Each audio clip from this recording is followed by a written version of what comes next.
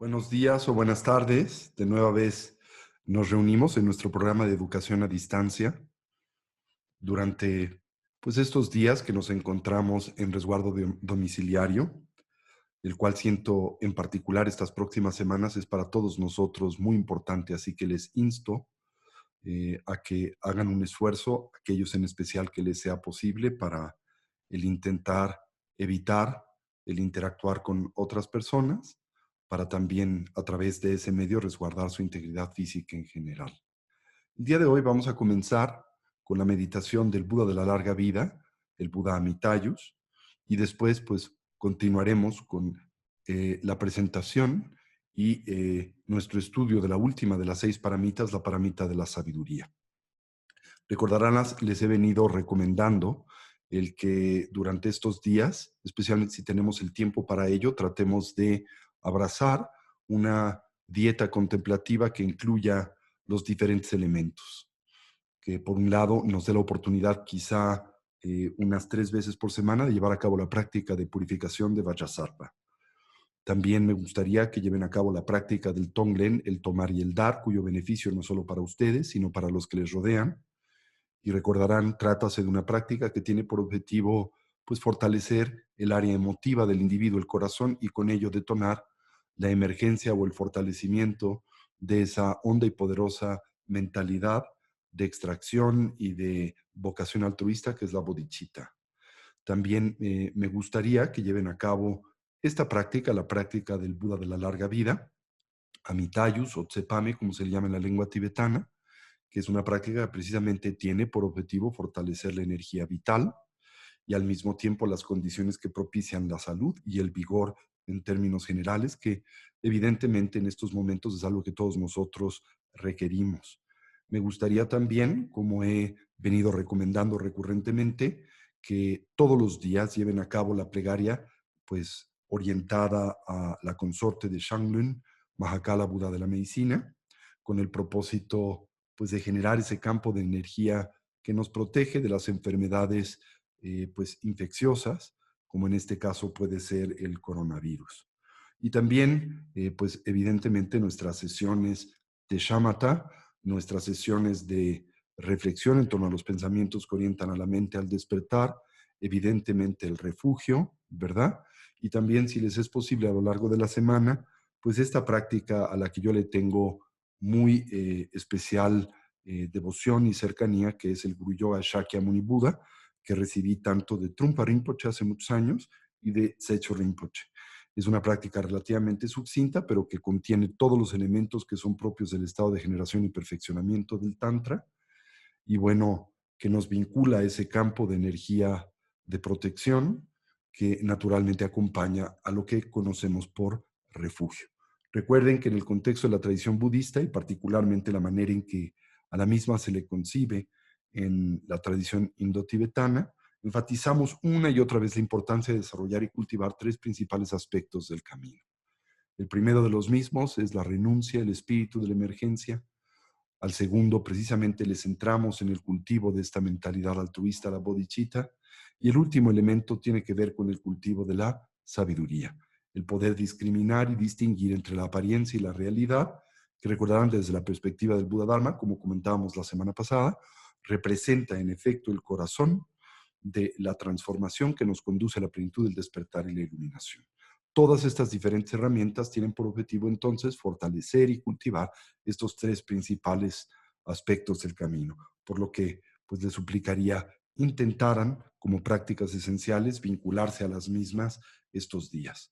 También me gustaría, de ser posible, que complementaran esta dimensión contemplativa con las instrucciones que les hemos enviado. Les hemos enviado como un breve seminario de la práctica del Neyan, que son estos 24 distintos ejercicios que son propios de la yoga, de la longevidad, de la tradición budista tibetana y particularmente del Tantra de Kalachakra y de la tradición del Yutok Nyingtik, de la tradición de la esencia del corazón de Yutok, el padre de la medicina tibetana. Les hemos compartido este seminario instructivo que dirige una de nuestras alumnas, Fernanda González, que se ha preparado para dar o compartir esa instrucción por parte del doctor Nida, y me encantaría que tanto a nivel personal como a nivel colectivo aprendiesen estos ejercicios y los incorporaran a su práctica espiritual cotidiana en general. Les garantizo que les van a aportar muchas cosas positivas. Así que bueno, eso es parte de lo que me encantaría que puedan integrar. No olviden también que les estamos haciendo llegar el retiro de Shamatha, que impartimos tanto Alan Wallace como su servidor, el retiro de los 4 inconmensurables, y les estoy también compartiendo el retiro de Vajrasattva. Con todo esto creo que tienen pues una gran cantidad de herramientas para sortear este tiempo en retiro, y pues también todos los jueves de 6 a 7 de la tarde tendremos nuestro video chat. Comenzamos con el mismo el día de ayer, el pasado jueves. Tuvimos un pequeño problema técnico. Hemos ya adquirido una licencia para poder integrar al Zoom a más de 500 participantes, pero por alguna razón no se registró o no se incorporó la licencia y nos dejaron con el uso de tan solo 100 participantes, y algunos entre ustedes se quedaron fuera de la transmisión. Pero les prometemos que a partir del jueves que viene esto será corregido y tendremos también un sistema de redundancia y de transmisión por YouTube, de tal manera que tengamos certeza de que nadie absolutamente se quede afuera de esa videotransmisión en vivo con su servidor. Así que bueno, estamos muy vinculados durante estos días. Eh, Esperemos esta pues crisis sanitaria pase lo más rápido posible. La realidad es que creo que va a ser un proceso un poco sufrido y lento. Tenemos que tener paciencia, y al mismo tiempo pues está propiciando, detonando o por lo menos sumándose a una variedad de condiciones que afectarán la economía de nuestro país de forma muy importante y significativa, para lo cual, bueno, pues todos tenemos que tener previsiones, prepararnos, porque siento vienen pues tiempos complejos, difíciles para todos nosotros. Nada es para siempre, y bueno, también eso transitará y pasará, como la historia de Atar de Nishapur, pero pues hay que prepararnos para ello. Recuerden que ser budistas de ninguna manera quiere decir ser pasivos, y no se refiere a, al ver las cuestiones o la dimensión positiva de las cosas, ignorar los peligros que nos avecinan o a los que nos vemos expuestos. Quiere decir tener una visión panorámica de las cosas. Así que bueno, preparémonos para estas condiciones y circunstancias, y lo más importante es hagámoslo con un estado mental dotado de claridad, dotado de tranquilidad y dotado de bondad. Estos son los 3 elementos esenciales de incorporar. Entonces,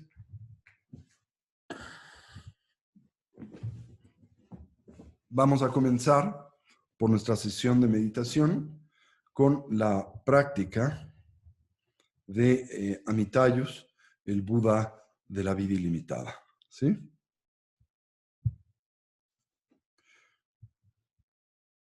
Para la misma, iniciemos con nuestra sesión de las 9 respiraciones. Esta yoga, recuerden, tiene como meta objetivo principal el propiciar que los vientos kármicos que residen comúnmente y operan dentro del ámbito del canal masculino y femenino, los que son llamados ásperos y suaves, penetren en el canal central y se mezclen con el viento de la sabiduría que reside en el mismo y del que depende la operación de estadios más sutiles de conciencia, menos duales y por lo tanto también ausentes de muchas de las limitantes y, digamos, estructuras aflictivas que debilitan el potencial cognitivo y el mundo emotivo del individuo. Así que con ello en mente nos ponemos derechitos con nuestra espalda erguida y nuestra cabeza en equilibrio o balance. Comencemos por evocar una imagen mental de nuestra forma física. Y para ello, recorramos a la misma desde la coronilla de la cabeza hasta las plantas de los pies.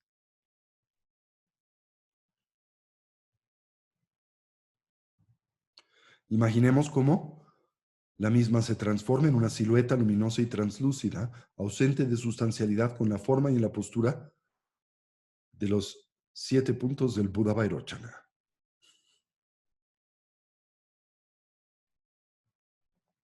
En el medio de la misma surge el eje primario del sistema de energía sutil, constituido por el canal central y los dos canales adyacentes. Al primero le concebimos como una espiga luminosa de color azul profundo no más gruesa que el dedo meñique de la mano. Recordamos parte de la coronilla de la cabeza, ese punto conocido como el de la apertura de Brahma, localizado 8 dedos por detrás de la línea original del cabello, donde se abre como la punta de un mosquetón. Baja ligeramente por enfrente de la columna vertebral hasta arribar a un punto 4 dedos por debajo del ombligo, donde se cierra y redondea como la punta de un bastón. Los dos canales adyacentes parten de las fosas nasales. Se proyectan hasta la coronilla de la cabeza, donde se encorvan como el cuello de un bastón, bajando paralelamente al canal central con el que se conectan en ese punto 4 dedos por debajo del ombligo. El canal masculino de color blanco y el femenino de color rojo. El canal masculino, el lunar, a la derecha del canal central, en el caso de los hombres, y en la posición contraria o inversa en el caso de las mujeres, el canal femenino de color rojo, el solar, a la izquierda del canal central en el caso de los hombres, y en la posición inversa en el de las mujeres. Así, consolidemos la visualización. Nos concebimos como una silueta luminosa y translúcida, ausente de sustancialidad, con la forma y la postura de los 7 puntos del Buda Vairochana. En nuestro centro surge el eje primario del sistema de energía sutil, constituido por el canal central y los dos canales adyacentes. Con ello en mente, ejecutamos la yoga de las 9 respiraciones.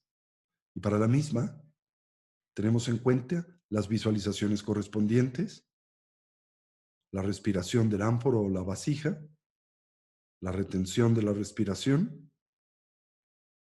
y finalmente la práctica de la gran vasija o el Bumpachen. Recordemos, al terminar el ciclo de la inhalación, ligeramente sostenemos a la misma, tensamos el estómago, el estómago y las esfínteres, proyectando ligeramente el estómago hacia adelante, un poco hacia afuera. Volteamos la atención sobre de sí misma e intentamos tanto reconocer como descansar en ese estado discontinuo de la mente conceptual o debilitado de la misma. Con esta instrucción presente, llevemos a cabo la yoga de las 9 respiraciones. El puño de Vajra, los dedos índices ligeramente proyectados hacia adelante, los colocamos en las ingles y así comenzamos.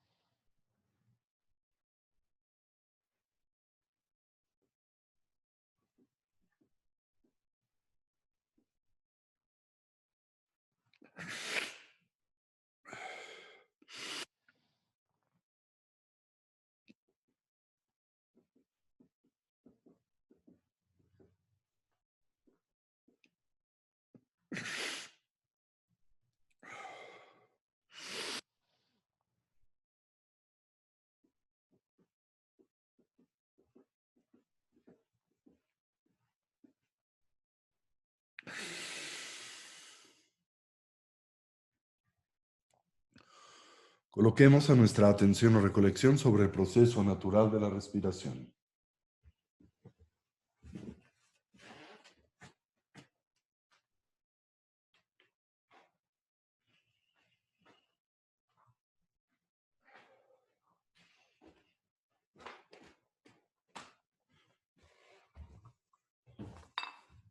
Cualquier idea, cualquier sensación o estímulo que en nosotros surja, la observamos y liberamos.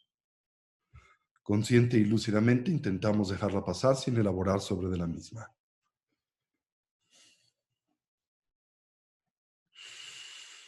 Con suavidad y naturalidad volvamos la atención o recolección sobre el flujo natural de la respiración. Atendamos a la esfera de las sensaciones táctiles, en especial aquellas naturalmente asociadas a la respiración, comenzando por la relajación.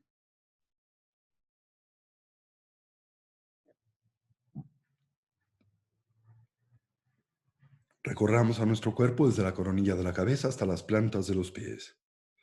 Y ahí donde hallemos o identifiquemos cualquier elemento o rastro de ansiedad y tensión, relajémoslo. Si se nos facilita y como un medio hábil al inhalar, imaginemos en nosotros penetra luz y claridad. Concibamos como la misma se vierte sobre esos puntos de tensión y ansiedad. Al hacerlo, los ilumina, distiende y relaja. Al exhalar, imaginamos esa tensión nos abandona, como vapor de agua que espontánea y naturalmente se diluye o desvanece en el vacío. Mantengamos a nuestra recolección o presencia mental firmemente asida sobre el objeto de concentración, el respirar, mientras cultivamos una actitud de atención introspectiva, dirigida hacia la emergencia de los diferentes obstáculos que sabemos dificultan, obstruyen y obnubilan a la práctica, sobre los que aplicamos sus respectivos antídotos. De experimentar extremediación nos concentramos en la exhalación, y así la sensación gradual o progresiva de tranquilidad y relajación que le acompaña, y de ser presas del hundimiento mental, el sopor, sueño o la mera pérdida de claridad, nos concentramos en la inhalación, en la viveza y en la alerta, en la claridad mental que está propicia. Así orientemos a nuestra mente y cuerpo hacia su estado natural, del todo relajado, libre de tensión, estable y quieto, dotado de claridad, alerta y una actitud de vigilancia, mientras atendemos a la respiración, sin aferramiento, esto es, sin distracción o constricción, y sin distracción. Establezcamos una transición entre la agitación o el cansancio de la mañana o tarde y el estado mental de atención y concentración necesario para el cultivo de las tres sabidurías. La sabiduría del escuchar, que nos conduce a la transformación conceptual; la del análisis y la investigación, que nos permite fortalecer a la experiencia; y la de la meditación, que nos conduce a la plenitud de la integración. Con esta instrucción presente en silencio por unos minutos, nos dedicamos a esta dimensión y faceta de la práctica.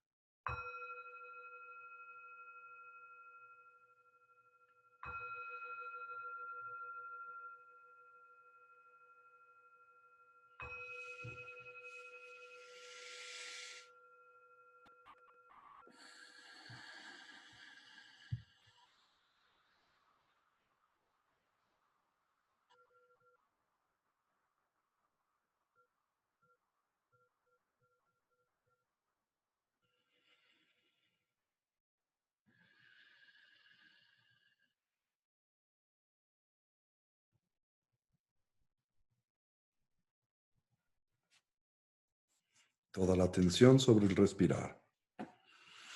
Cualquier idea, cualquier sensación o estímulo la observamos y liberamos, la dejamos pasar. No elaboramos sobre de la misma. Con suavidad y naturalidad volvamos la atención o recolección sobre el flujo natural de la respiración.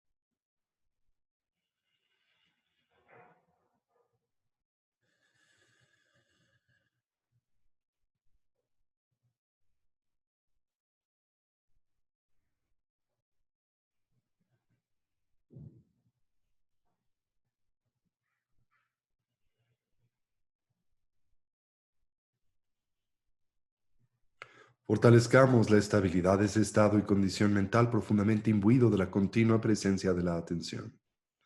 Para ello observemos la expansión y contracción del diafragma y del abdomen, la natural relación presente entre este movimiento y el de la respiración. Al inhalar observemos si el ciclo es largo o es corto, si es profundo o superficial, haciendo lo mismo con la exhalación, mientras simultáneamente atendemos la mera sensación de contacto de nuestro cuerpo con su asiento. De experimentar extremediación nos concentramos en la exhalación y de ser presas del movimiento mental, la inhalación.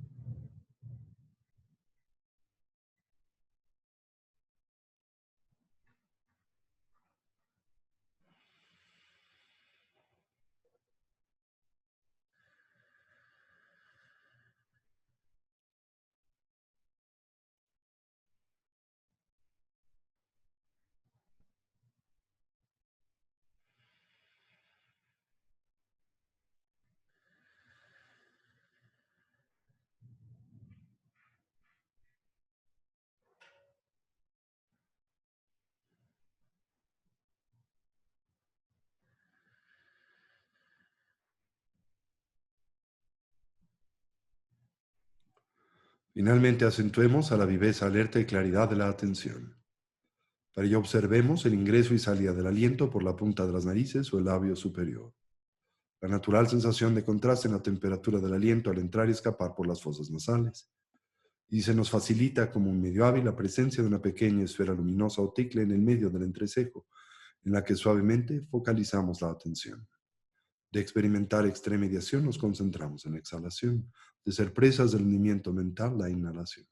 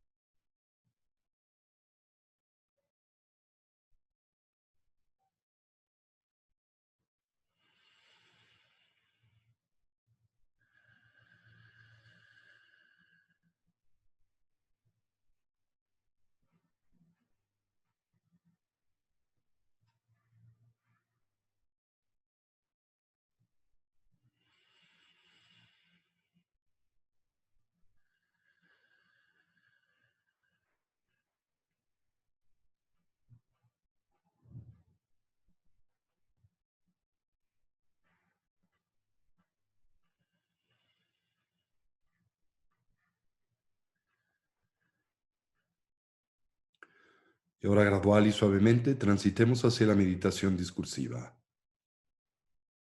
Reconozcamos en la misma un natural complemento hacia la práctica de la estabilidad y así evoquemos a los cuatro pensamientos que orientan y motivan a nuestra mente hacia el despertar. Comencemos por lo preciado de la vida humana. Reconozcamos su rareza, lo difícil que es obtenerla. su fragilidad, lo fácil que es perderla, la gran oportunidad con la que en efecto contamos aquí y ahora para imprimir y dotar a nuestras vidas de una dimensión y sentido de genuino significado, el que naturalmente asociamos a la consecución del bienestar genuino a través del medio del estudio y la práctica del Buda Dharma.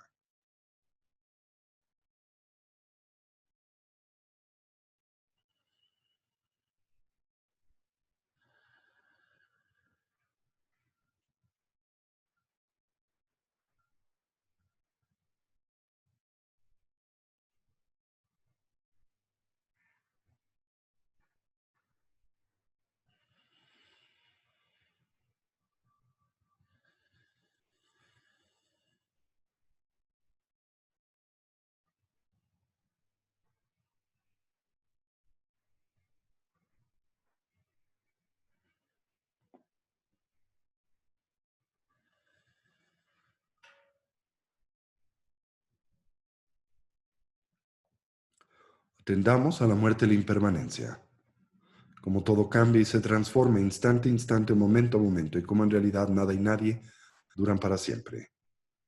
En especial reflexionemos acerca de nuestra propia condición mortal, reconociendo el hecho de que la única variable del todo certera y segura en la vida es la de nuestra propia mortandad y que en realidad desconocemos el cómo y el cuándo es que este evento acontezca. Con base en ello, intentemos pensar o reflexionar en torno a lo que debiese ser genuinamente importante, prioritario o significativo en nuestras vidas, aquello que pueda brindar o aportarnos bienestar, paz y felicidad duradera. Contrastemos a la misma con la de su impostor, el mero placer hedónico, el sensorialmente condicionado por naturaleza temporal y relativo, por lo que concierne a nuestra meta ulterior finalmente inconsecuente, lo que nos pueda preparar para la muerte siempre cercana, inminente e inesperada, el adiestramiento mental, y lo que podamos llevar con nosotros durante la compleja y difícil transición, la del morir, la eterna continuidad de la mente, sus impresiones, hábitos y tendencias.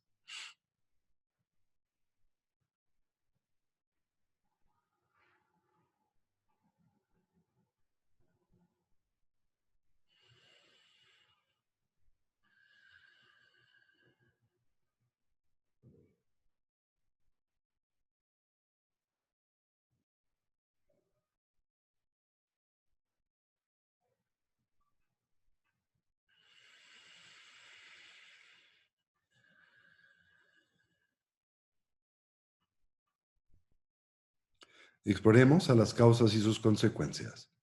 Como nuestro presente es el natural resultado de nuestra actividad pasada, como nuestro futuro será el efecto de la suma de nuestra actividad pasada y presente, como todo lo que hacemos, pensamos, decimos se torna así insignificativo, haciéndonos plenamente responsables de nuestra propia vida y vidas.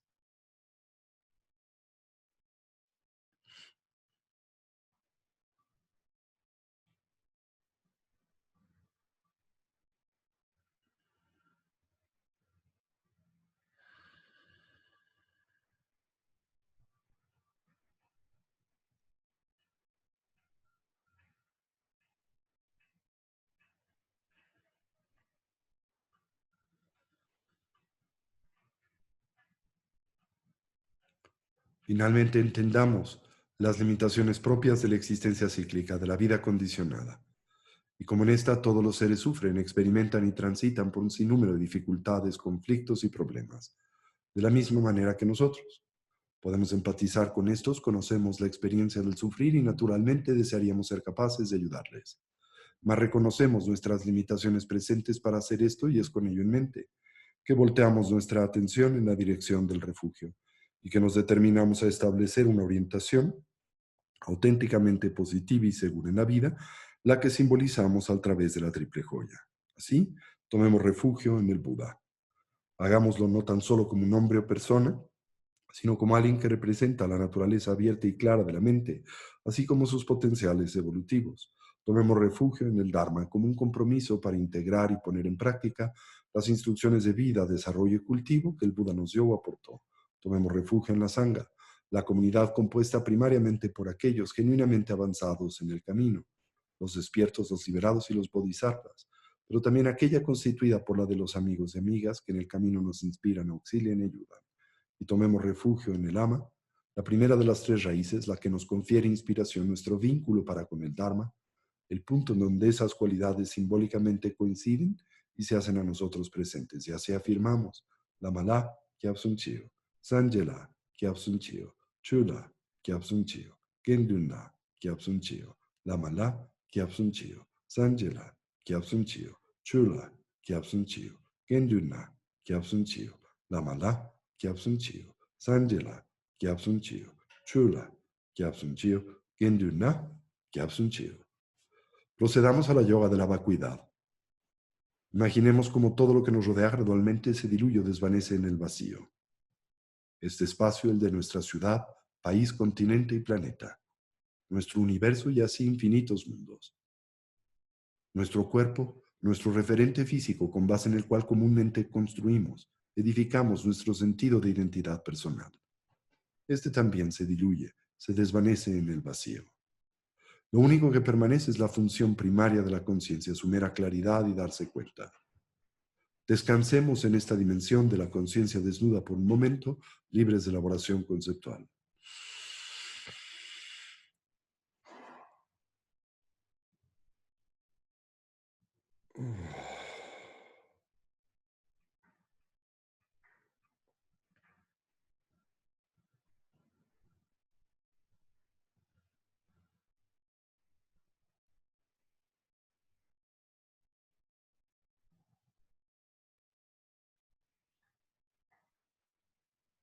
Procedamos a la fase de generación del Guru Yoga de Amitayus o Tsepame, el Buda de la larga vida. Imaginemos como sobre la coronilla de nuestras cabezas gradualmente aparece, se corporiza la figura del Buda de la luz ilimitada, Amitabha, Upame.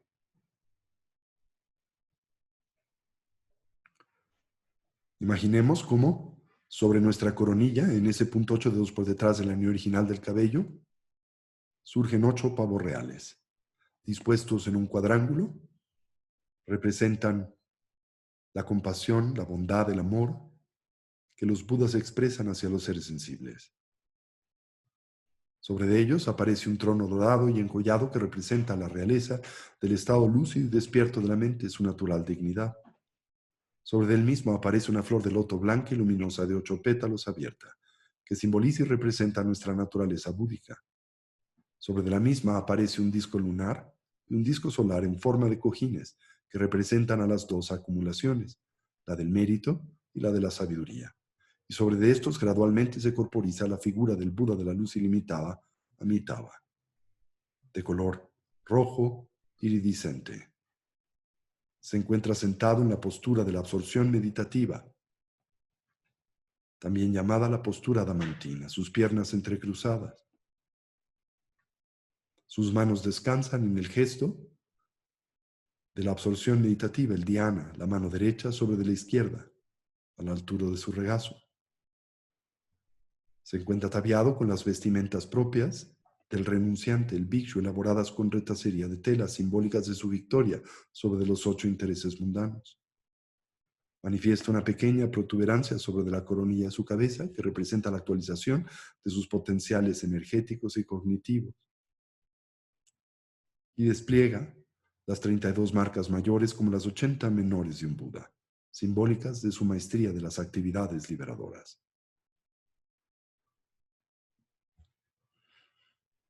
Con él en mente, le externamos, querido Lama, auxílianos a fortalecer nuestra energía vital, nuestra salud, a evitar los obstáculos y limitaciones que la obstruyen y oscurecen. Amitabha nos sonríe, se manifiesta contento por la determinación que nos anima y a su alrededor aparece la totalidad del campo del mérito, constituida por miriadas de Budas y Bodhisattvas, por seres liberados, dakas, dakinis y protectores, giram, shavakas, pratyeka, Budas, yogis y yoginis. A nuestro alrededor aparecen innumerables seres sensibles provenientes de los diferentes reinos propios de la existencia cíclica de la vida condicionada. El del deseo, el kamadhatu, el de la forma, el rupadhatu, y el sin forma, el arupyadhatu. Todos los concebimos dotados de la preciada plataforma humana y al mismo tiempo animados por el espíritu de la emergencia definitiva o la renuncia, que en nosotros también contagia. Del corazón del Buda Amitabha se irradia un intenso haz de luz blanca que se extiende hacia todos los seres, mundos, dimensiones, y al arribar al campo del mérito propicia en este una honda y profunda transformación. Todos estos Budas y Bodhisattvas se transforman en la figura del Buda de la luz ilimitada, simbolizándose así la unicidad de la mente despierta. Budas y Bodhisattvas irradian haces de luz y claridad a todas las direcciones. Los que sentimos descienden sobre de nosotros como una lluvia de bendiciones que a su vez establece un puente y vínculo de interacción entre nosotros y estos seres de sabiduría. Grandes como montañas y pequeños como partículas de polvo, Budas y Bodhisattvas irradian réplicas de sí mismos, las que ahora se funden en la figura central del Buda Amitabha sobre la coronilla de nuestras cabezas, incrementando su luz, claridad e intensidad por mil. Le imaginamos como una montaña de luz roja, iluminada por el fuego.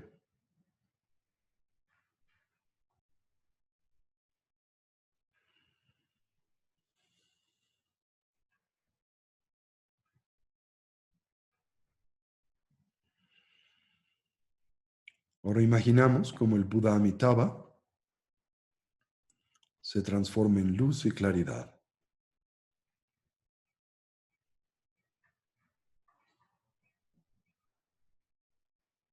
Se disuelve en nuestros corazones. Desaparece nuestra identidad ordinaria y reemergemos en la figura del Buda de la larga vida, de la vida ilimitada, Amitayus Otsepame, de color de la sangre fresca, luminoso, fuerte y poderoso. Posee todas las marcas mayores y menores de un Buda, también ataviado con las vestimentas del cuerpo del Sambhogakaya, de gozo supremo, de un Bodhisattva.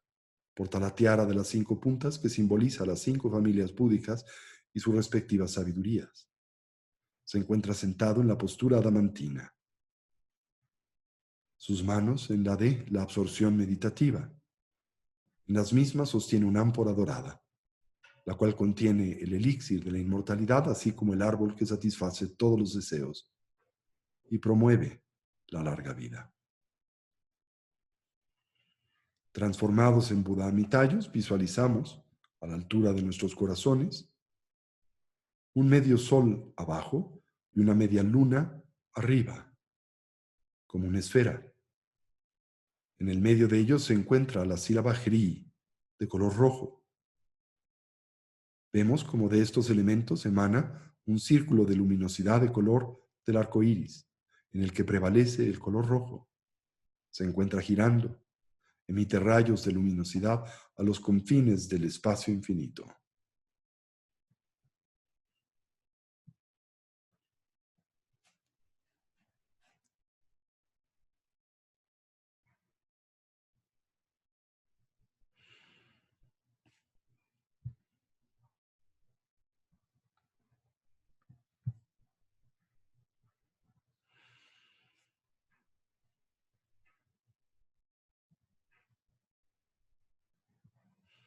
Ahora extendemos al Buda Amitayus una petición.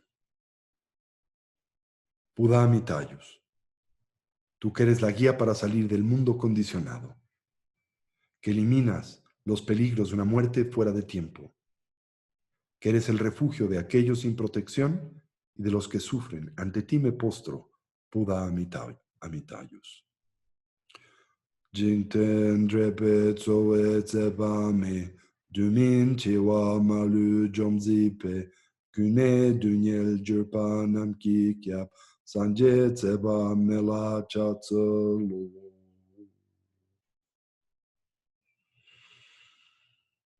De este resplandor se condensa ahora el mantra largo de Amitayus. Imaginamos cómo gira en el sentido de las manecillas del reloj. Al mismo girar, de este se desprenden rayos de luz que tocan a los Budas y Bodhisattvas del campo del mérito, transformándolos espontáneamente en la figura y presencia de Amitayus. Ahora todos ellos se funden, penetran en cada célula de nuestro cuerpo, se hacen unos con nosotros, nos aportan salud, vigor y larga vida. Vemos también como miriadas de textos y sílabas raíz se manifiestan en el espacio, penetran por nuestra garganta y boca y nos confieren el don de la sabiduría. Visualizamos simultáneamente cómo en el espacio se manifiestan miriadas de pequeños dorjes de color rojo hechos de rubíes. Penetran en nuestro corazón y disipan de él toda oscuridad, toda emoción o actitud perturbada, toda idea rígida e ignorante. Todos estos elementos llenan nuestro cuerpo y así nos sentimos plenos de compasión, gozo, alegría y amor. Mientras sentimos esto, experimentamos el mantra del Burro de la larga vida y lo recitamos 21 veces. Om Namo Bhagavate Aparamita Ajujana Sundini Tita Tenzo Ranzaya Tatagataya Arhate Samyak Sambudaya Teyatom Punye Punye Maha Punye Aparamita Punye Jana Sambaro Patsite Om Sarva Samskara Pari Shuddha Dharma Tegagan Samudgate Sobawa Bishude Mahanaya Pariware Soha Om Namo Bhagavate Aparamita Ajujana Sundini Tita Tenzo Ranzaya Tatagataya Arhate Samyak Sambudaya Teyatom Punye Punye Maha Punye Aparamita Punye Jana Sambaro Patsite Om Sarva Samskara Pari Shuddha Dharma Tegagana Samudgate Sobawa Vishude Mahanaya Pariware Soha Om Namo Bhagavate Aparamita Ajujana Sumbini Tita Tenzo Ranzaya Tatagataya Arhate Samyak Sambodaya Teyatom Punye Maha Punye Aparamita Punye Jana Sambaro Patsite Om Sarva Samskara Pari Shuddha Dharma Tegagana Samudgate Sobawa Vishude Mahanaya Pariware Soho Namo Bhagavate Aparamita Ajujana Sumbini Tita Tenzo Ranzaya Tatagataya Arhate Samyak Teyatam Punye Maha Punye Aparamita Punye Jana Sambaro Patsite Om Sarva Samskara Pari Shuddha Dharma Teka Gana Samudgate Sobhava Vishuddha Mahanaya Pariware Soha Om Namo Bhagavate Aparamita Ajujana Sumbini Tita Tenzo Ranzaya Tatagataya Hate Samyak Sambodhaya Teyatam Punye Maha Punye Aparamita Om Sarva Samskara Pari Shuddha Dharma Teka Gana Samudgate Sobhava Vishuddha Mahanaya Pariware Soha Om Namo Bhagavate Aparamita Ajujana Sumbini Tita Tenzo Ranzaya Tatagataya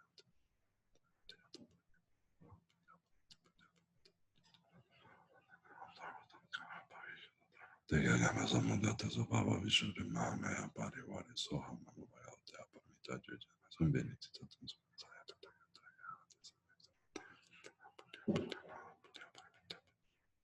Jana Sambaro Patsite Om Sarva Samskara Pari Shuddha Dharma Teka Gana Samudgate Sobhava Vishuddha Mahanaya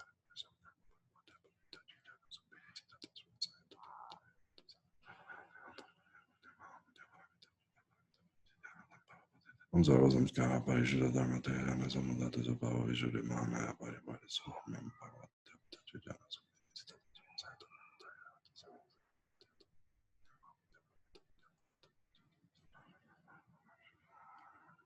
Om Namo Bhagavate Aparamita Ajujana Sumbini Tita Tenzo Ranzaya Tatagataya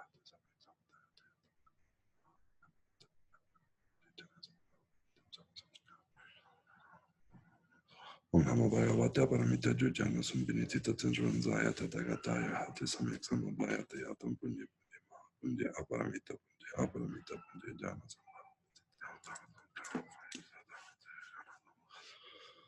Om Namo Bhagavate Aparamita Ajujana Sumbini Tita Tenzo Ranzaya Tatagataya Hate Samyak Sambodhaya Teyatam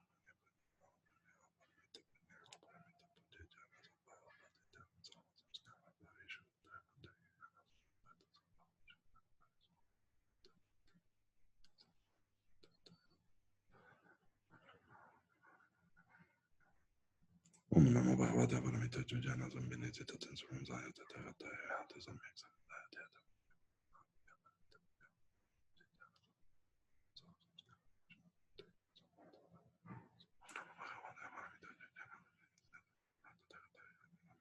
Teyatam Punye Punye Maha Punye Aparamita Punye Jana Sambaro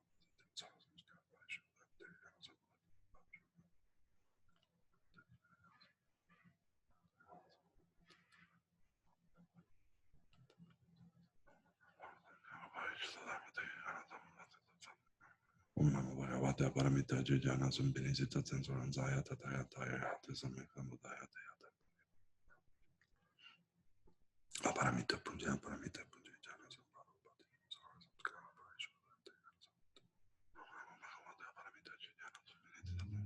Tathagata Arhata Samyak Sambuddhaya Teyatam Punya Punya Maha Punya Paramita Punya Jana Sambhara Patita Sama Samskara Parishuddha Dharma Tegana Samvata Subhava Vishnu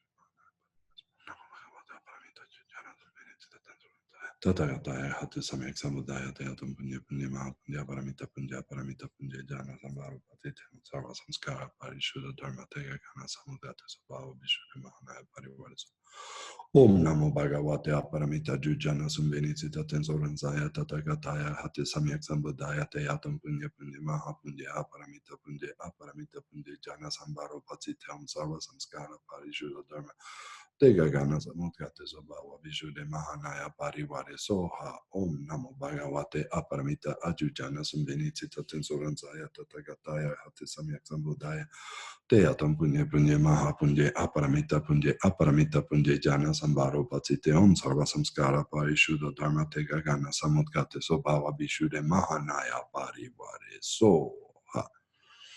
Enseguida recitaremos el mantra corto del Buda Amitayus y sentimos que nuestro corazón arroja ganchos, los que viajan a los confines del cosmos para obtener los elementos que propician nuestra fortaleza y salud. Llegan a las profundidades del océano, de donde toman algas y sustancias curativas, arriban a los bosques y selvas del mundo, de donde extraen plantas y esencias medicinales, alcanzan el corazón de las montañas, de donde extraen minerales vigorizantes. Todos regresan a nosotros, se funden en nuestros corazones y nos aportan salud, fortaleza y larga vida, condiciones que aspiramos tener para el beneficio no solo de nosotros, sino de los que nos rodean. Nos visualizamos fuertes, sanos, iridiscentes. Y mientras hacemos esto, experimentamos la fuerza vibratoria del mantra corto del Buda de la larga vida 108 veces. Om Amarani Zivanti Soha. Om Amarani Zivanti Soha. Om Amarani Zivanti Soha. Om Amarani Zivanti Soha. Om Amarani Zivanti Soha.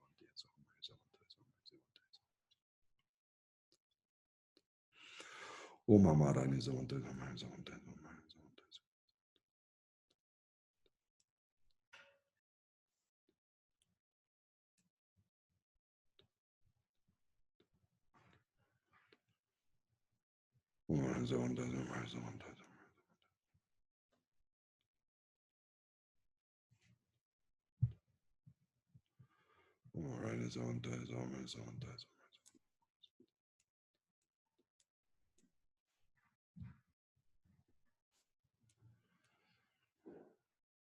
Om Amarani Zivanti Soha.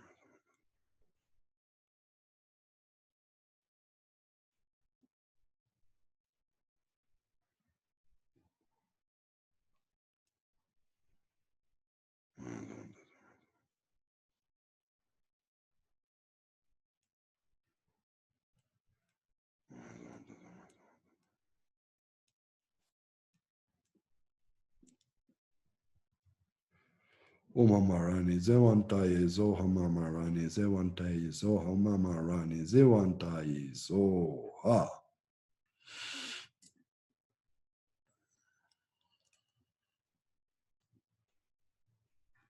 Y ahora imaginamos como el Buda Amitaya se disuelve en nuestro corazón. Descansemos en esa dimensión pura, prístina de la mente, libres de elaboración conceptual por un momento.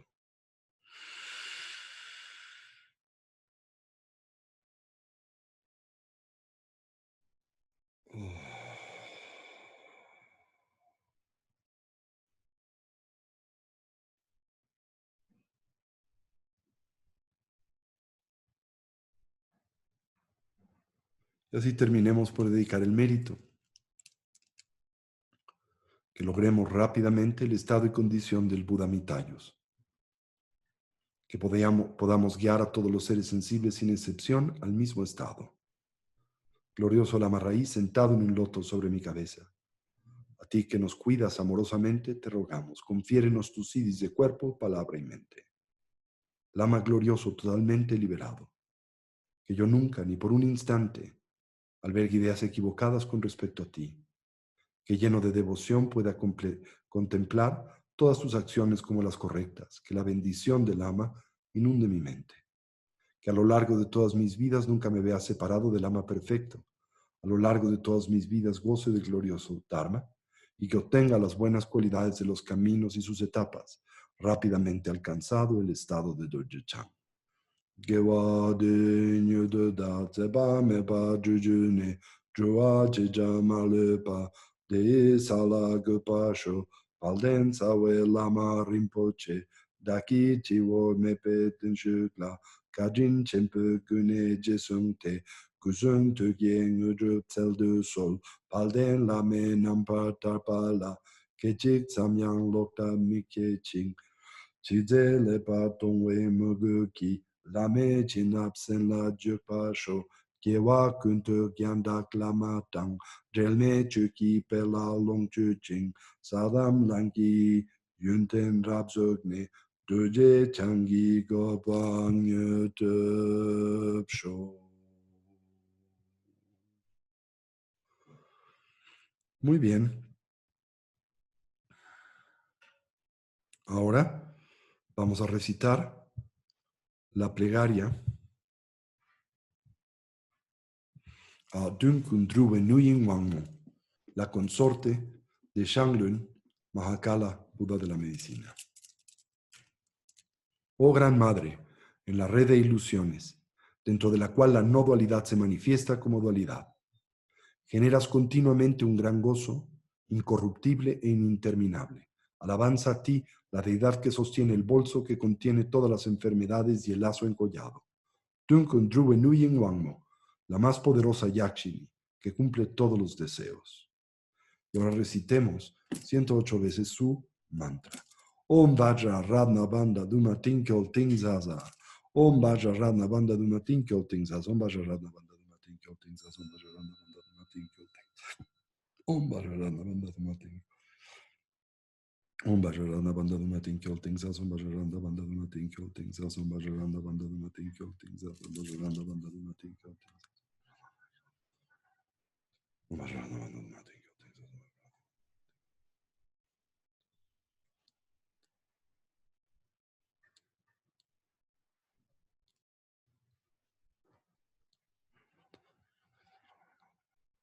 Om Vajra Radna Banda Duma Tinkyol Ting Zaza. Om Vajra Radna Banda Duma Tinkyol Ting Zaza. Om Vajra Radna Banda Duma Tinkyol Ting Zaza.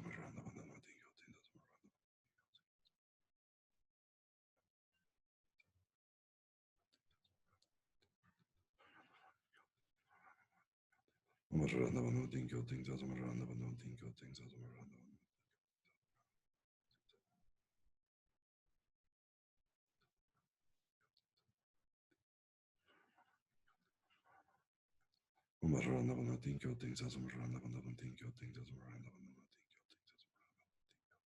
Om Vajra Radna Banda Tinkyol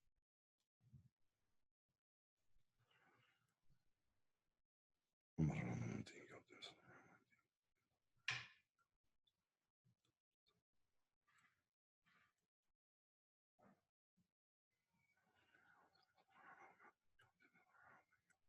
Om Vajra Radna Banda Tinkyol Ting Zaza. Om Vajra Radna Banda Tinkyol Ting Zaza. Om Vajra Radna Banda Tinkyol Ting Zaza.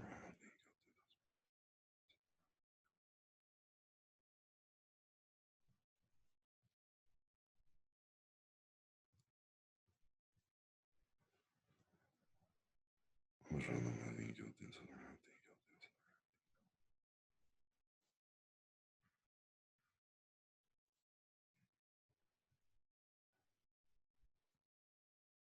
Om Vajra Radna Banda Tinkyol Ting Zaza.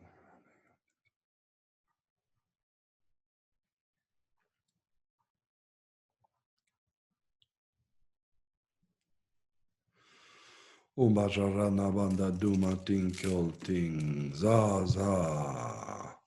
Que todas las enfermedades contagiosas, epidemias de humanos y animales, los disturbios históricos, conflictos y hambrunas, sin excepción, en todo el mundo y en especial en México, se vean completamente sanados y apaciguados. Que todos los seres disfruten y celebren de la más alta felicidad y bienestar. Cuando te emanas en la forma del general de decenas de millones de yakshas y yakshinis, espíritus de la naturaleza del norte, deja que una lluvia de siddhis, ordinarios y extraordinarios, se precipite y permite que el poder auspicioso de Shanglun Dorje Dudul y otros protectores de la enseñanza que están bajo juramento del Dharma aumente.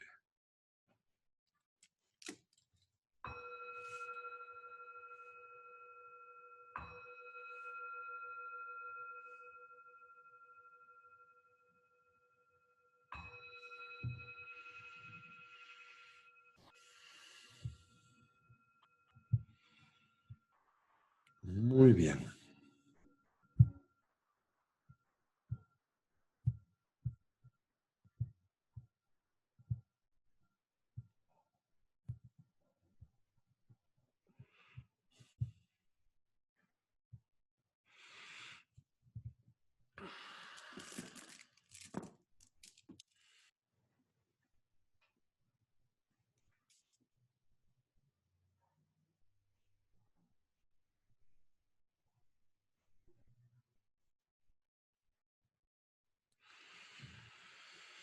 Bien, recordarán que nosotros hemos venido trabajando con el fortalecer la motivación por la cual nosotros cultivamos el espíritu de la emergencia, la renuncia.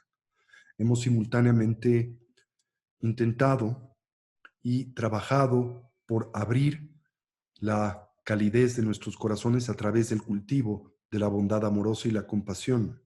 Y ahora arribamos a la etapa y dimensión final del entrenamiento que es del entrenamiento que es propio de las etapas del camino al despertar o del Lamrim. Esto es la importancia, el reto de clarificar la percepción distorsionada que nosotros comúnmente pues tenemos y abrazamos del mundo y alinearla con una percepción correcta, con un punto de vista que corresponda con la realidad, con la manera en que las cosas son. Recordarán que esto es lo que comúnmente nosotros conocemos y describimos como sabiduría. Este es otro término simultáneamente para la comprensión de la vacuidad, un término que he comentado muchas veces es objeto de muchos malos entendidos. La vacuidad puede tratarse, en efecto, del principio más avanzado de la tradición del budismo mahayana. Es un tópico que puede estudiarse en muchos diferentes niveles de profundidad y cada uno de estos, o en cada momento, ¿no? Permitiéndonos refinar la percepción que tenemos de la naturaleza de las cosas, la comprensión que nosotros albergamos o abrazamos de la realidad. Pero aún cuando nosotros tengamos un entendimiento meramente conceptual de la vacuidad, sin que esta sabiduría se haya pues enraizado en nuestro cuerpo de forma intuitiva, a manera espontánea, será muy relevante, ¿sí? Y crítica para la manera en que nosotros vivimos nuestras vidas en términos generales. Y en realidad, cuando ésta se hace una con nosotros, la transforma de forma radical, ¿sí? Ahora, el propósito de la sabiduría, recuerden, en el contexto del Buda Dharma no es otro que el desenraizar las distorsiones cognitivas o mentales y las proyecciones neuróticas que nosotros, pues, manifestamos o emitimos para con el mundo de nuestra experiencia. ¿Sí? Esto es algo que nosotros podemos lograr a través de la reflexión introspectiva y una determinación de poco a poquito rectificar esta concepción equivocada que tenemos del mundo, sustituyéndola naturalmente por una correcta. ¿Sí? Ahora, eh, uh, el vacío o la vacuidad, ¿sí?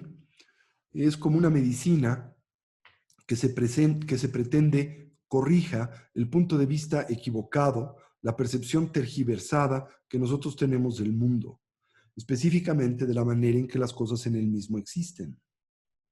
Eh, Señala hacia la ausencia de algo que nosotros comúnmente pensamos está ahí presente, pero que en realidad no lo está. ¿Sí? Mientras que la vacuidad revela el que las cosas no existen de la forma en que aparecen, tampoco elimina o destruye a los fenómenos en su totalidad. En otras palabras, la vacuidad no tiene por objetivo conducir al que la cultiva a la nada, sino más bien a depurar la cognición que del mundo tenemos, al sustituir las concepciones equivocadas que del mismo albergamos por correctas. Así entonces, eh, la vacuidad no es en sí misma una afirmación, no es una nueva verdad que queremos promover, no es algo, una vez más, dotado de realidad objetiva. La vacuidad es simplemente algo que apunta a la ausencia de qué? Apunta a la ausencia de solidez, apunta a la ausencia de permanencia, apunta a la ausencia de estabilidad, apunta a la ausencia de independencia y autonomía de todos los fenómenos, tanto aquellos externos como internos. ¿sí? Ahora, hemos dicho que la vacuidad tiene por objetivo señalar un punto intermedio entre dos diferentes perspectivas equivocadas, dos alternativas o vías de entendimiento de la realidad comúnmente presentes en la conciencia propia de los seres sensibles, pero que distorsionan y que desde esa perspectiva tergiversan las cosas como son. Comúnmente dentro de la tradición india, a estas dos perspectivas se les llamaba las del sustancialismo y las del nihilismo. El sustancialismo en esencia se refiere a concebir que los fenómenos en efecto existen como a nosotros sensorialmente aparecen. ¿Y cómo es que lo hacen? Como si los mismos estuvieran, hemos comentado recurrentemente, dotados de realidad objetiva, como si en efecto existieran por sí mismos desde su propio lado, independientes a las partes que les comprenden, la circunstancia y condición de la que dependen y la propia designación conceptual del perceptor. En consecuencia, les dotamos de qué? De identidad intrínseca. Pensamos pueden albergar cualidades sustanciales, sean positivas, negativas o neutras. Y así entonces con los mismos interactuamos de forma habitual, inercial y compulsiva a través de los venenos de la ignorancia, el apego y la aversión. Al mismo tiempo, hay otro punto de vista equivocado, el del nihilismo, la noción de que nada existe del todo. Esto es, la concepción de que porque todo emerge en dependencia de partes, condiciones y circunstancias, pues finalmente nada existe. Este es un punto de vista también equivocado. Es como cuando nosotros develamos y entendemos la naturaleza de las cosas, la naturaleza de las apariencias oníricas, al comprender que las mismas son en efecto ilusorias y no tienen realidad objetiva, que emergen en dependencia de condiciones y circunstancias como la propia designación conceptual del ensoñador, fuéramos nosotros a afirmar que esas apariencias no existen del todo. Esto es también una postura extrema y por lo tanto equívoca, tergiversada, porque finalmente, ¿cómo es que esas apariencias existen? Como apariencias oníricas. Y desde esa perspectiva están dotadas de realidad. Pero ¿qué realidad es la que no tienen? La que es extra onírica, la que está dotada de realidad objetiva. Así entonces la vacuidad es vista como ese punto intermedio y por lo tanto es herramienta y mecanismo de corrección cognitiva entre los extremos del sustancialismo y el extremo del nihilismo, el extremo de la afirmación en torno al hecho de que los fenómenos existen todos dotados de realidad objetiva, los externos y los internos, con esto refiriéndonos a nuestra identidad personal que confundimos con nuestros diferentes agregados, o que los fenómenos no existen del todo, porque en efecto son dinámicos, cambiantes y emergen en dependencias de condiciones y circunstancias. Examinemos entonces algunos de estos puntos de vista, ¿sí? Primero, ¿no? La tradición budista plantea que nosotros carecemos de identidad intrínseca. ¿Qué quiere decir eso? ¿Que no tenemos y poseemos identidad alguna? No, porque en el contexto del Buda Dharma se hace un esfuerzo por distinguir entre la identidad fantasiosa y la correcta. Todos tenemos una identidad real, pero esa identidad real existe de una forma específica. Esa identidad emerge en dependencia de partes, condiciones y circunstancias.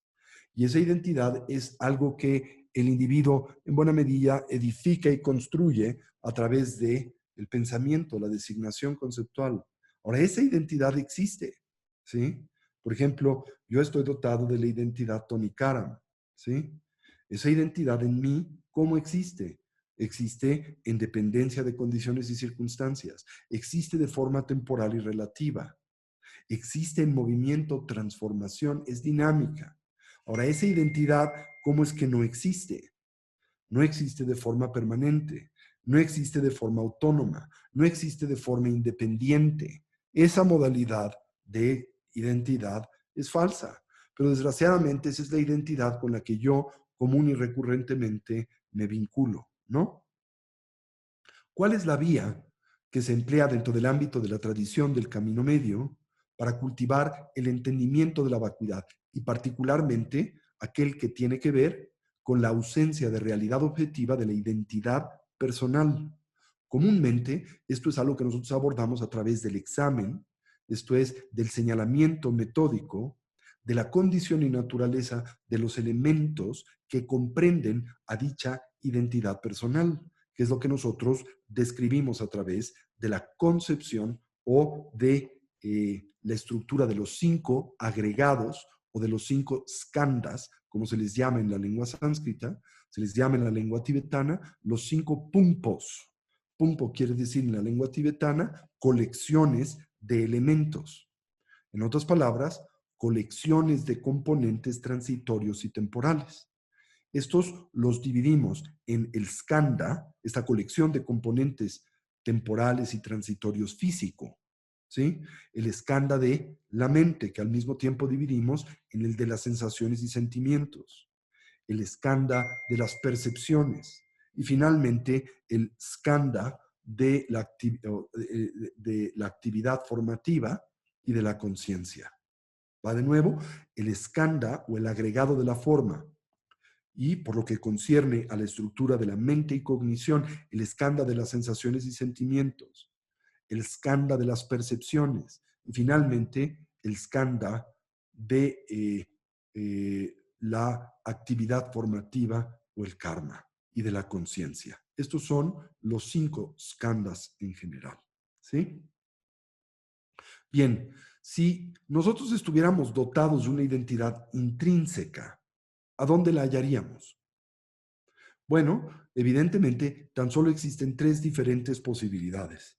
O dicha identidad reside en uno de los skandhas, o reside en la colección de los skandhas, o reside fuera de los skandhas.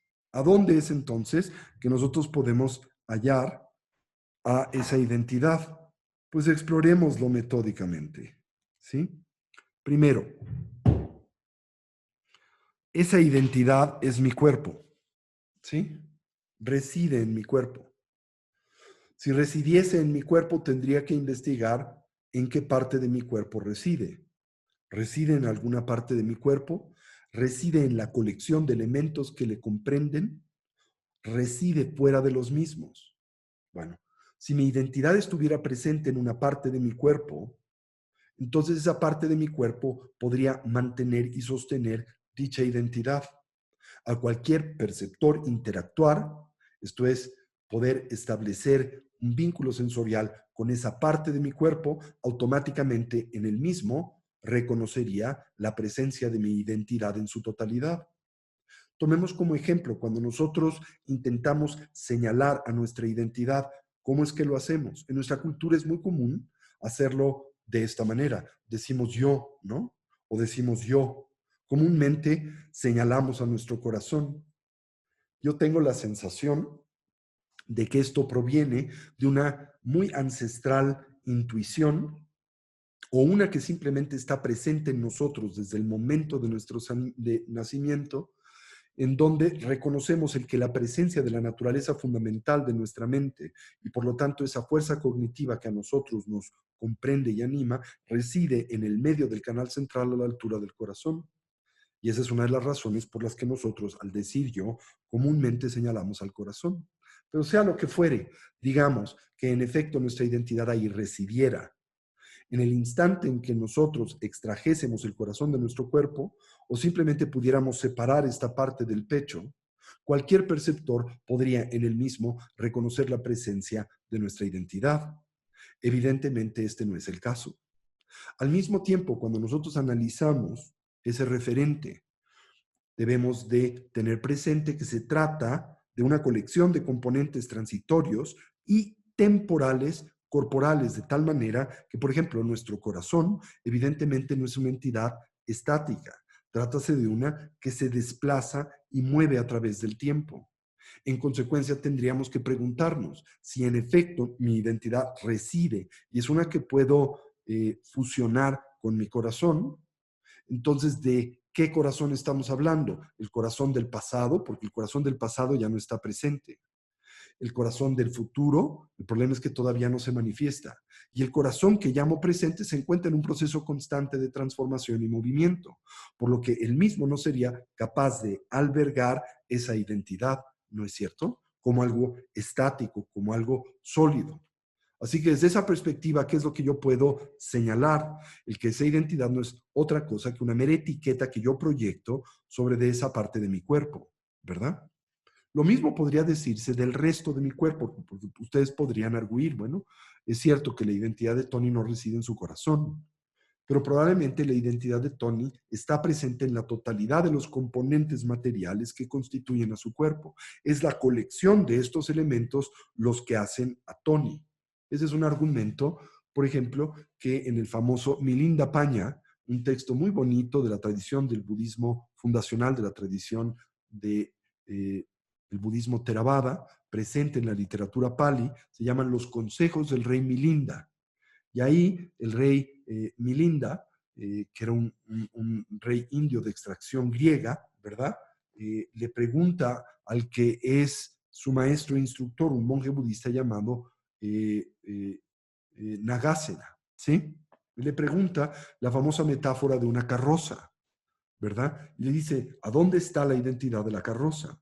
Y le pregunta precisamente Nagasena, pues examinemos la carroza. ¿Es la carroza una de sus ruedas? ¿Es la carroza dos de sus ruedas? ¿Es la carroza la totalidad de las partes que comprenden a la carroza? De la misma manera, ¿es Tony Karam la totalidad de los elementos que comprenden a su cuerpo? Porque si este fuera el caso, todos los que ven esa colección de componentes corporales automáticamente verían a Tony Karam. Pero no es así, ¿verdad? Por ejemplo, ni siquiera necesariamente perceptores que no son humanos me ven como un ser humano. En la calle alguien puede ver la colección de mi cuerpo y no saber que soy Tony Karam, ni todo lo que acompaña a dicha identidad. Y al mismo tiempo, aunque yo pudiera decir que esa colección de elementos comprenden y sostienen la identidad de Tony Karam, esa identidad no existe de forma estática, está en constante transformación y movimiento. Nunca es igual, de la misma manera que todos los elementos que comprenden a mi cuerpo no son estáticos y nunca son iguales. Por lo tanto, puedo concluir que en efecto, por lo menos ese tipo de identidad, la que concibo como sólida, estática, autónoma, independiente, unitaria, no puede residir, no puede verse sustentada por el primero de los cinco agregados, que es el del cuerpo, esa colección de componentes transitorios y temporales físicos que le comprenden. ¿Quiere esto decir entonces que, insisto, no hay identidad alguna en mi cuerpo? Esa es la postura del nihilismo y es también equivocada. Por supuesto que en mi cuerpo existe una identidad, pero ¿qué tipo de identidad? Una que es temporal, una que es relativa, una que es compuesta, una que emerge en dependencia de condiciones y circunstancias, una que no tiene realidad objetiva. ¿Sí? Eso es lo que quiero decir y a lo que me refiero cuando señalo en esta identidad por lo que concierne, por ejemplo, al escándalo de la forma, su vacuidad. Y así lo haremos con la totalidad de los diferentes agregados, el resto de los cinco escandas. Examinemos ahora los que comprenden al fenómeno mental o cognitivo, que decía vamos a dividir en cuatro: sensaciones, percepciones, actividad formativa o formaciones kármicas y la conciencia. Abordemos este tema de una forma muy simple. Primero, somos nuestras sensaciones. Bueno, primero diríamos, es que nosotros somos nuestra mente, ¿ok? Pero el problema es que la mente no se trata de un fenómeno ni estático y por lo tanto tampoco es un fenómeno unitario, ¿sí? La mente es un proceso que se despliega a través del tiempo, del pasado al presente y se proyecta hacia el futuro. La mente es un fenómeno dinámico en transformación y movimiento. Si no fuera así, la cognición no sería posible. Nuestra cognición estaría de alguna manera congelada, veríamos algo y no podríamos variar de esa cognición. El hecho es que autoevidentemente lo que llamamos mente es un proceso en transformación y movimiento. En realidad no es otra cosa que una colección de componentes transitorios y temporales, pero ahora ¿de qué naturaleza? Mental. Y bueno, valdría la pena simplemente evocar el argumento, aunque este no es el momento de ahondar en el mismo, que es central para el Buda Dharma, en donde se afirma que si bien hoy hay un maridaje entre la conciencia y el cuerpo, que ese maridaje es temporal y que la mente no es una propiedad emergente del organismo físico. que la conciencia precede a la conformación del cuerpo, que de hecho puede operar en independencia del mismo aún mientras vivimos y que subsiste a la desorganización de este durante la transición del morir, ¿sí? Pero bueno, independiente a ello, esta cosmovisión espiritual que afirma y señala la naturaleza no material de la conciencia, o por lo menos de las conciencias más sutiles, ¿no? Aunque podríamos decir lo mismo de todas las conciencias. Bueno, independiente a eso, la conciencia es un fenómeno compuesto, es un fenómeno dinámico, está compuesto ¿por qué? Por eventos cognitivos, por estructuras mentales, por factores conscientes o factores de la conciencia. Recordarán cómo en la psicología budista nosotros exploramos este tema con mucho detenimiento, cómo describimos los 51 distintos factores que comprenden el proceso de la cognición y los dividimos en diferentes categorías. Los factores mentales omnipresentes, objetos asertivos, virtuosos, no virtuosos, especiales, y así subsecuentemente, ¿sí? Pero bueno, ahora, volviendo a un argumento más simple, ¿sí? Dentro del ámbito del fenómeno de la cognición, una dimensión importantísima del mundo es la de las sensaciones. Ahora, estas sensaciones que nosotros experimentamos, que comprenden o ilustran una dimensión primaria del fenómeno cognitivo, ¿cómo existen? ¿Son estáticas o son dinámicas? Por tanto, ¿son permanentes o impermanentes? ¿Son unitarias o son compuestas? ¿En ellas puede residir nuestra identidad? ¿Sí? Las sensaciones que nosotros tenemos son de tres tipos. O son agradables, o son desagradables, o son neutras. ¿No es cierto?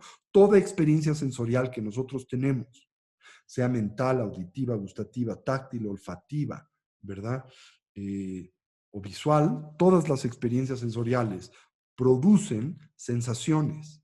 El contacto entre el órgano cognitivo, digamos el ojo, con su respectivo objeto, un color, una forma, produce la emergencia de una experiencia sensorial, la visual, y esa experiencia se manifiesta ya sea de una forma agradable, desagradable o neutra. En un primer momento, en el primer instante cognitivo, esa experiencia es directa, es válida, no es conceptual, ¿sí? En un segundo momento de conciencia, y lo hacemos en dependencia de la estructura de nuestra cognición dualista y nuestra socialización, le atribuimos valor, le llamamos agradable, le describimos desagradable o la concebimos como neutra.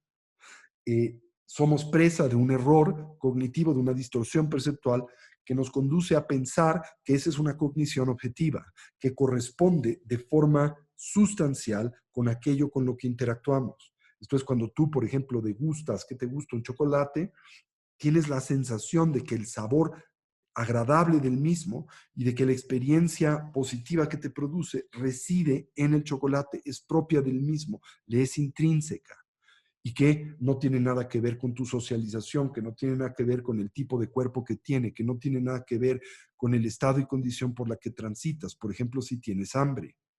Pero esta es una concepción en realidad equivocada, porque la percepción que tenemos del chocolate, y para el caso de cualquier tipo de evento sensorial, emerge en dependencia de todos estos diferentes elementos y condicionamientos. Así, entonces, si de nueva vez nos preguntamos, ¿no? Esas sensaciones, ¿soy yo? ¿Esas sensaciones me pertenecen? ¿Sí? Son solo sensaciones, surgen, moran, cesan, cambian, se transforman momento a momento. No pueden sostener ese sentido de identidad intrínseca que comúnmente les atribuyo. Así puedo concluir que esa identidad no reside en el escándalo de la forma o el cuerpo. Esa identidad tampoco reside en el escándalo de las sensaciones y sentimientos. Y ahora me pregunto, ¿esa identidad puede residir en las percepciones que tenemos de las cosas? ¿Qué son esas percepciones? Una vez que nosotros experimentamos esta cognición muy primaria, agradable, desagradable o neutra, al principio es muy elemental, simplemente es algo que etiquetamos como agradable, como desagradable o neutro. Pero casi inmediatamente, en los subsecuentes momentos cognitivos y en consecuencia de nuestra visión kármica de la vida y nuestros condicionamientos, ¿verdad? Llevamos a cabo una proyección más compleja, elaboramos, digámoslo así, toda una historia alrededor de esa cognición, de esa sensación. Eso es lo que se llama una percepción y es siempre por naturaleza conceptual. Pero nosotros no tenemos conciencia comúnmente de que se trata de una cognición conceptual y por lo tanto una estructura cognitiva que proyectamos sobre el fenómeno que percibimos, externo o interno, nuestro propio yo. Creemos que corresponde a la realidad. De nueva vez, cuando examinamos esas percepciones, es muy simple. ¿Son estáticas o son dinámicas? Evidentemente son dinámicas. Si son dinámicas, no tienen identidad intrínseca, porque la única manera que pudiesen estas tener o contar con identidad intrínseca es si fueran estáticas. ¿Son compuestas o son unitarias? Si son compuestas, no pueden tener identidad intrínseca, porque la identidad intrínseca no puede tener partes y no puede moverse y cambiar. Nuestras percepciones están en constante transformación y por lo tanto tienen partes.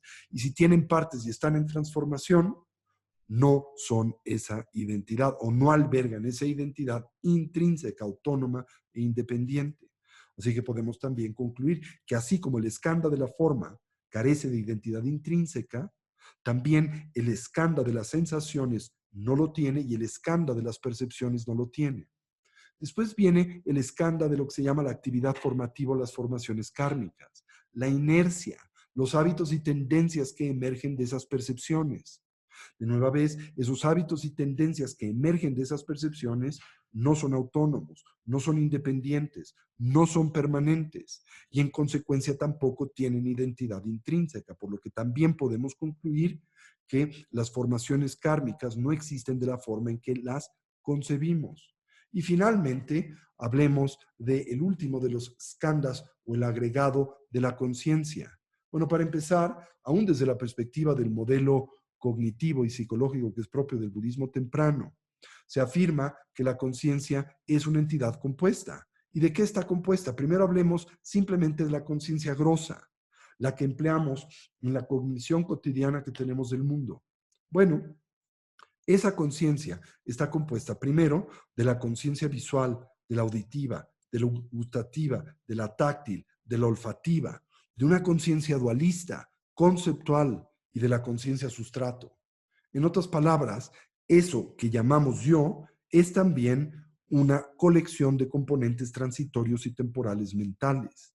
Es una aglutinación de diferentes factores mentales o cognitivos, por lo que de nuevo aún el escándalo de la conciencia es incapaz de albergar ese tipo de identidad de naturaleza autónoma, permanente, independiente o intrínseca. En conclusión, la totalidad de aquello que a nosotros nos comprende, nuestros 5 agregados, esto es, el de la forma, las sensaciones, el de las percepciones, la actividad formativa o las formaciones kármicas y finalmente el de la conciencia, es incapaz de albergar y sostener ese sentido de identidad autónoma, permanente e independiente, dotada de realidad objetiva que comúnmente nosotros etiquetamos como yo. Ahora, evidentemente, esta noción de identidad es una que está profundamente enraizada en nosotros. Y por lo tanto, ¿qué es lo que propicia? Pues naturalmente lo que detona es el apego y la aversión y la necesidad de defender ese sentido de identidad y el hecho de que la misma se siente atacada o se siente lastimada por otros o se siente exaltada por otros. Y así constantemente nosotros somos presa de ese tipo de eh, pues influencia esclavizante, ¿verdad? Que está vinculado a este sentido de identidad personal. Así entonces, dentro del ámbito de la tradición budista, al hablar acerca del entendimiento de la vacuidad, un primer elemento que se enfatiza como central es que tenemos que poder aprender a señalar el objeto a refutar. El objeto a refutar, que es esa expresión muy importante de la tradición filosófica de Nagarjuna del Camino Medio, es esta noción equivocada que tenemos de nosotros mismos. La noción que nos conduce a atribuirle a uno o la colección de los distintos agregados o componentes que comprenden a nuestro cuerpo, a nuestra mente, identidad intrínseca y realidad objetiva. Ese es el objeto a refutar. ¿Es el objeto a refutar la identidad en general? Vuelvo a insistir, no lo es, porque nosotros sí tenemos una identidad. ¿Y cuál es la identidad con la que realmente contamos? Pues la identidad con la que contamos es una que es relativa. La identidad con la que contamos es una que es temporal. Y la identidad con la que contamos emerge en dependencia de condiciones y circunstancias.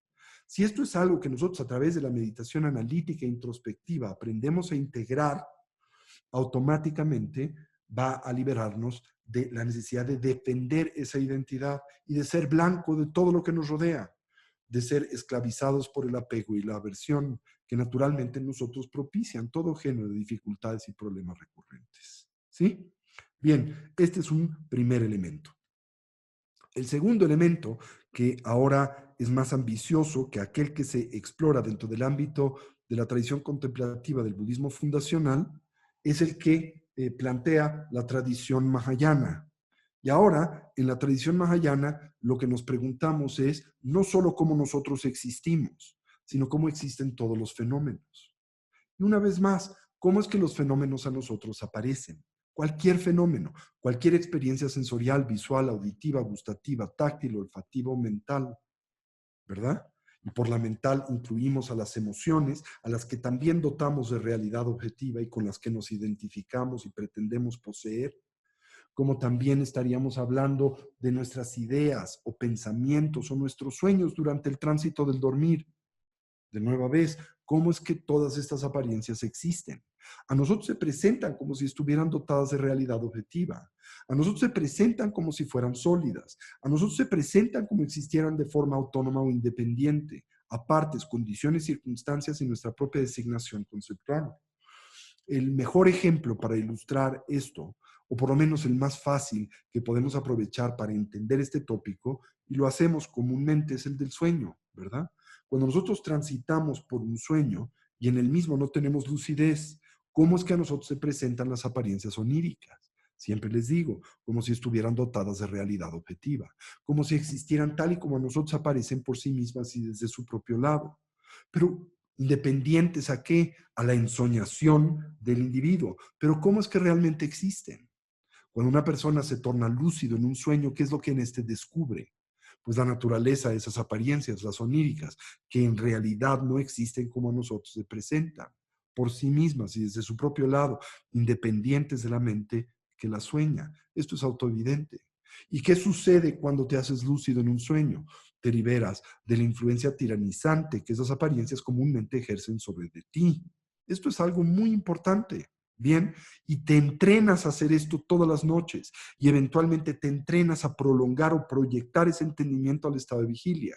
Eso es la diferencia entre la yoga del sueño, por ejemplo, y la yoga del cuerpo ilusorio. En realidad, la yoga del cuerpo ilusorio no es otra cosa que la aplicación del entendimiento de la naturaleza ilusoria de las apariencias ahora al estado o condición de vigilia. Es, por ende, una extensión en buena medida de lo que entendemos o comprendemos como la yoga del sueño. Es la yoga del sueño en el estado de vigilia, ¿sí? Así entonces, ¿cómo es que los fenómenos aparecen a nosotros? Pues aparecen como si estuvieran dotados de realidad objetiva, aparecen como si tuvieran identidad intrínseca. Pero, ¿qué identidad tienen? De nueva vez relativa, temporal, una que emerge en dependencia de condiciones y circunstancias.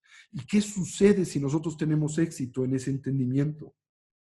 Si lo hacemos propio, si lo intimamos, bueno, pues lo que sucede es que nos liberamos de la tiranía que esas apariencias ejercen sobre de nosotros. Y al liberarnos de esa tiranía, dejamos de responder a la misma con apego, dejamos de responder a esta con eh, aversión, ¿verdad? Y dejamos de experimentar toda variedad de diferentes tipos de aflicciones, ¿no? Yo le llamo entonces a esta mente libre de distorsiones,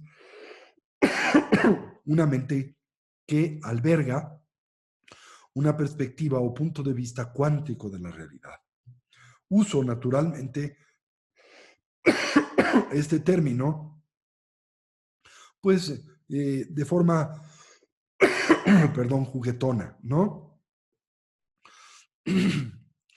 Yo soy un completo amateur por lo que concierne a la física, ¿no? Y no pretendo presentar a la sabiduría budista de la vacuidad como una especie de corolario de la física cuántica. Sin embargo, utilizo este término cuántico porque la sabiduría de la vacuidad penetra en la naturaleza de la realidad, más allá de las apariencias, más allá de lo que es superficial, atómico, de las estructuras, si ustedes gustan, newtonianas del mundo. Es como si eh, el más poderoso microscopio electrónico fuera utilizado para tratar de examinar pues, la estructura básica de un átomo, su sustrato, su esencia final, y revelara en efecto el universo cuántico. ¿De qué? De partículas subatómicas, de quarks, y más allá de esto, quizá de materia oscura, de energía, una danza constante de ondas dinámicas y de procesos, de múltiples potencialidades que de alguna manera embarazan al espacio. Así que entonces esta perspectiva, la perspectiva de la vacuidad, es la que alberga este entendimiento cuántico de la realidad. Terminemos entonces esta sesión reflexionando un poquito acerca de esto. No dejemos que solo permanezca como una idea o como un concepto, sino transformémoslo brevemente en un ejercicio de meditación. ¿Sí? La semana que entra hablaremos acerca de los 3 diferentes niveles de la vacuidad. ¿Ok? Continuaremos con este tema. ¿Sí? Pero bueno, ahora simplemente descansemos por un momento en lo que hemos presentado el día de hoy. Tengamos presente cómo lo que entendemos por vacuidad no es una negación de la existencia y que se trata de un punto de vista que pretende corregir 2 extremos. El extremo del sustancialismo, que nos conduce a pensar que los fenómenos existen tal y como a nosotros aparecen, dotados de realidad objetiva, de identidad intrínseca, de cualidades sustanciales, que existen de forma autónoma, independiente y permanente, que también niega esta postura extrema, la del nihilismo, que niega la existencia de los fenómenos en su totalidad, externos e internos. La vacuidad tan solo pretende comprender la naturaleza relacional de los fenómenos, como todo emerge en dependencia de partes, condiciones y circunstancias, como nada tiene identidad intrínseca. Empecemos rápidamente por tratar de emular la instrucción de buscar esa identidad primero en nosotros mismos. Y entendamos como nosotros mismos somos entidades compuestas. Como mínimo lo somos de una dimensión física y corporal y a su vez una dimensión mental y emocional. Esa dimensión corporal es unitaria o compuesta, es estática o se encuentra en movimiento, es temporal o permanente, es autónoma o dependiente. ¿Soy yo? ¿Me pertenece? ¿O simplemente es una colección de componentes transitorios y temporales físicos? Por un momento examinemos contemplativamente esta idea.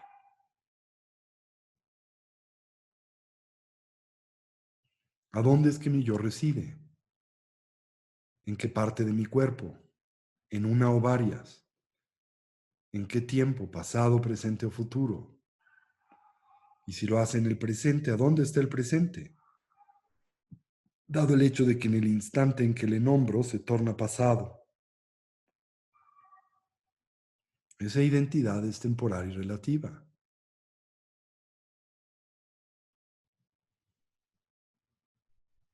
¿Existe en la colección de esas partes?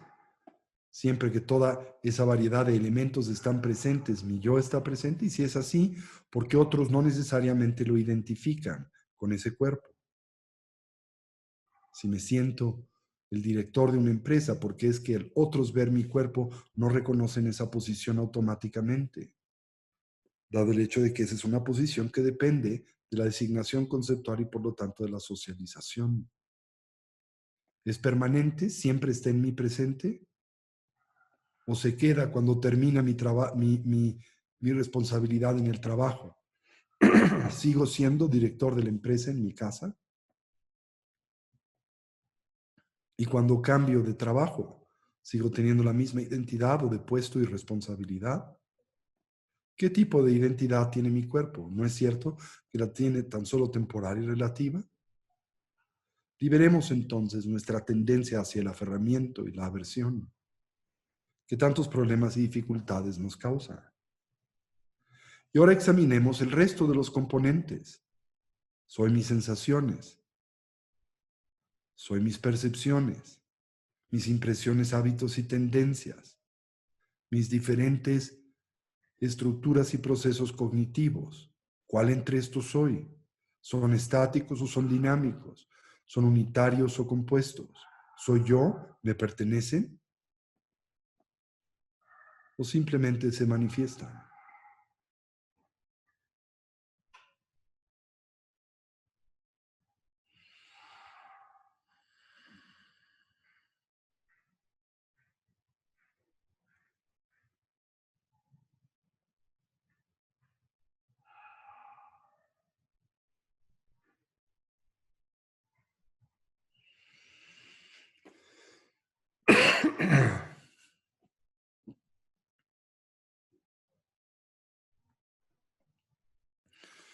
Y finalmente examinemos a todos los diferentes fenómenos que a nosotros aparecen a través de nuestras diferentes bases sensoriales. La visual, la auditiva, la gustativa, la táctil, la olfativa, la mental. ¿Cómo es que esos fenómenos existen? ¿Existen como a nosotros aparecen? Examinemos cualquiera.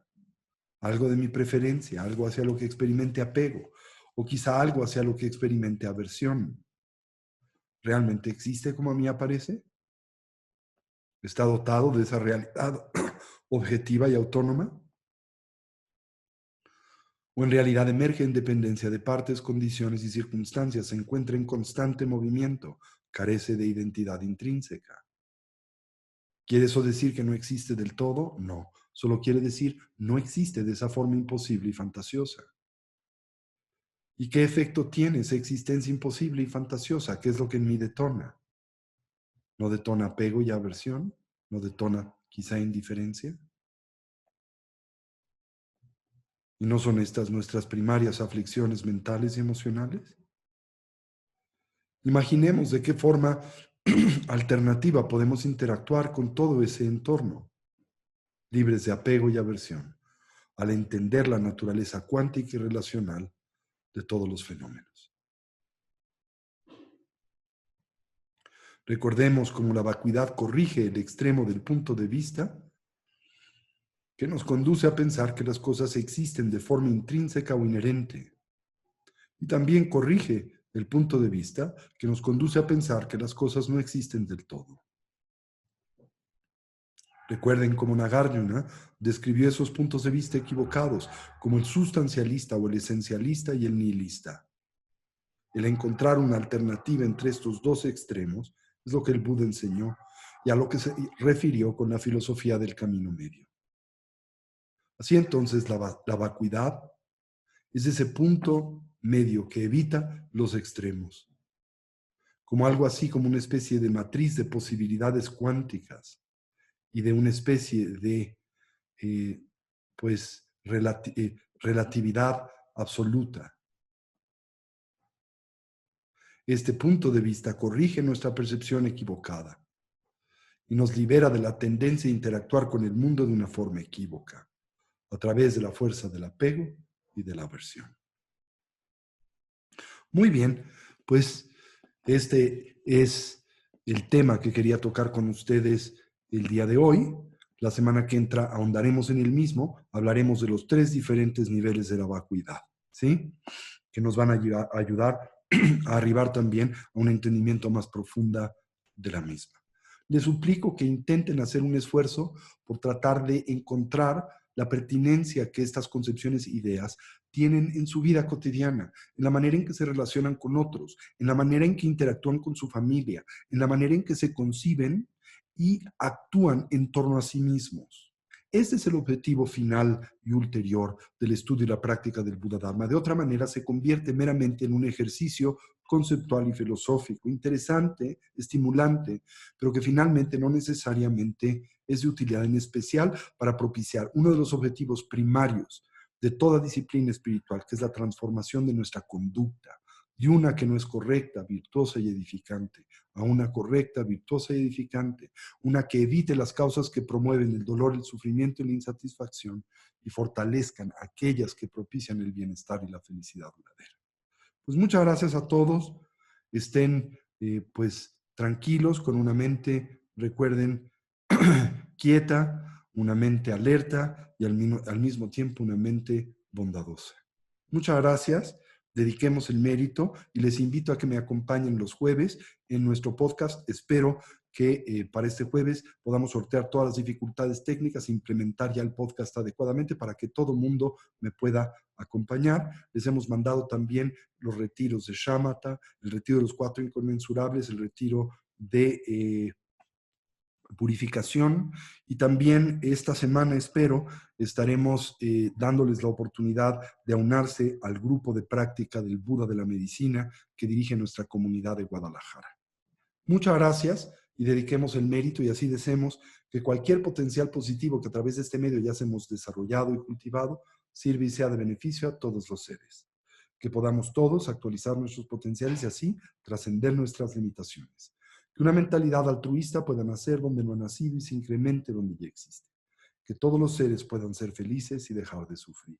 Y que pronto todos podamos actualizar la condición de la conciencia omnisciente y compasiva del Buda, no solo en nuestro propio especial beneficio, sino en particular en el de aquel de los que nos rodean.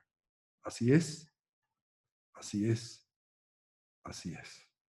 Gewa de nyodo dana mason de juyune joa che chamalo bade sala gupa shu chancho senjo rinpa che ma ke pana che juti ke panyam pa me payang kong me kong du pa wa shoma hum benzi guru pa ma se bi hum omani pe me.